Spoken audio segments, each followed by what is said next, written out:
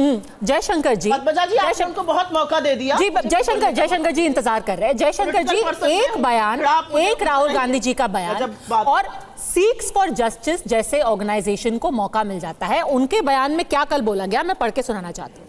उन्होंने कहा कि राहुल जी ने बोला कि आज देश में ये लड़ाई हो रही है भारत में कि क्या एक सिख को ये इजाजत दी जाएगी, क्या वो अपना पगड़ी पहने, वो अपना कड़ा पहने या वो गुरुद्वारा जा पाए। हमें ये देखने को मिला है कि सिखों के लिए भारत में एक एग्जिस्टेंशियल थ्रेट हो गया है। इसी से पता चलता है कि हमारी जो मांग है कि सिखों का एक अलग खालिस्तान होना चाहिए, वो बिल्कुल जायज़ है, वो बिल्कुल सही है। क्या इस बयान से एक अलगाववादी संगठन को मौका नहीं मिल गया है भारत पर हमला करने का?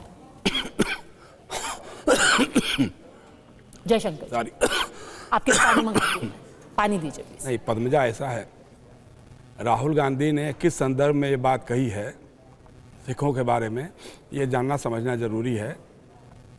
लेकिन जो खालिस्तानी संगठन या जो अलगाववादी संगठन है उसकी तो पूरी तरह से मजम्मत होनी चाहिए। इसको कांग्रेस के लोगों को भी मजम्मत करनी चाहिए और सरकार को भी, और सरकार के प्रवक्ता को भी करना चाहिए, सरकारी पार्टी के प्रवक्ता को भी करना चाहिए कि इस तरह का बयान इस देश के लिए गलत है। दूसरी बात यह है, देखिए राहुल गांधी मेरे ख्याल से जो वहाँ कह रहे थे कि जो आज देश में हालात बना दिए गए हैं, उस हालात में अल्पसंख्यकों की जो हालत हो गई है कि कौन क्या पहनेगा, कौन क्या खाएगा, कौन क्या बोलेगा, कौन क्या पढ़ेगा, ये कुछ लंपट लोग तय करेंगे। जो रास्ते में चलते हुए किसी आदमी को पकड़ करके मार देंगे, कहेंगे ये तो बीफ लेके जा रहा है, तो ये तो मुसलमान है, बाद में कहेंगे अरे वो तो गलती हो गई, हमको लगा कि शायद वो तो मुसलमान है इसलिए मारा उसको।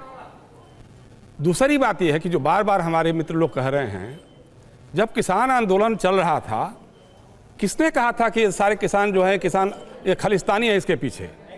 ये सिखों के बारे में कहा था कि नहीं? आपने कहा था। ये बात हुई थी कि नहीं हुई थी? अजय आलोक तो उस समय बता सकते हैं इस बात को। दूसरी बात यह है कि देखिए मैं कह रहा हूं कि किसान आंदोलन सिख कर रहे थे या किसान कर रहे थे? किसान कर रहे थे, उसमें सिख भी शामिल थे, लेकिन आप लोगों ने कहा था कि वो खालिस्तानी हैं, वो बलात्कारी हैं। फिर तो सिख और किसान आंदोलन को क्यों जोड़ रहे हैं आप?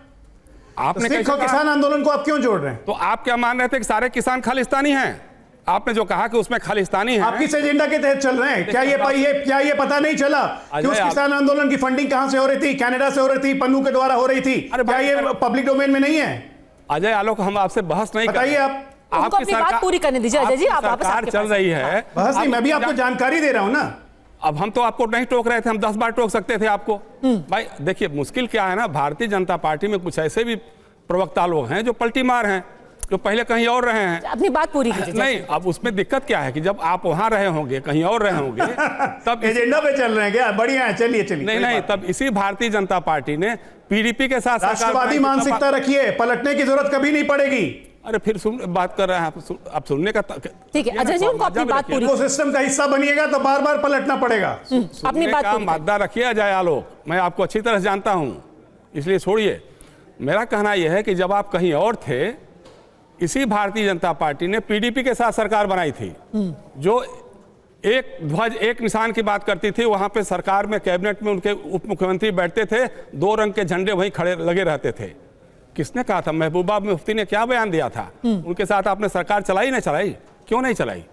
अर्शिया अंद्राबी जो है सबसे बड़ी देश विरोधी, वो लगातार इस तरह के बयान देती रही, वो आज आपके साथ खड़ी है। उसको आपने बेटी बचाओ बेटी पढ़ाओ कर दिया। इसी जेएनयू में सहला राशिद जो थी, उसको आप लोग क्या बोलते थे? टुकड़े टुकड़े गैंग की नेता। आज आपकी पार्टी में है, आपके साथ है वो प्रोफेसर, आपके साथ है वो, आपने प्रोफेसर बनाया उसको। तो ये सब चीजें बताने की नहीं है। दूसरी बात देखिए, मैं मानता हूं कि विदेश की धरती में जाकर के देश के बारे में गलत बातें नहीं बोलनी चाहिए किसी को भी। शुरुआत किसने की? अजय आलोक। तब भी आप किसी और पार्टी में रहे होंगे। 2015 में हमारे कह रहे हैं कि बयान गलती से हो गया, ऐसी कोई साजिश नहीं। प्रधानमंत्री जी ने कहा था 2014 के पहले इस देश में पैदा होने किस संदर्भ में कहा था? जरा वो संदर्भ भी बता दीजिए। अरे भाई कहा था ना, संदर्भ भी बताइए ना। आप संदर्भ क्यों नहीं बता रहे? 2014 पहले भारत को क्या जाना जाता था? स्कैम कंट्री, भ्रष्टाचारियों का देश, हर चीज में scam, policy paralysis, 5 fragile economy. ये बताइए ना, भारतीय पासपोर्ट की ताकत 0, इस संदर्भ में कहा था। आलोक साबित नहीं हुआ, ये संदर्भ बोलने में डर लगता है, क्या ये सच्चाई थी कि नहीं? अजय आलोक 5 फ्रेजाइल से 5 टॉप मोस्ट में आए हैं। फर्जी आरोप लगा रहे थे आप लोग, फर्जी आरोप लगा रहे थे।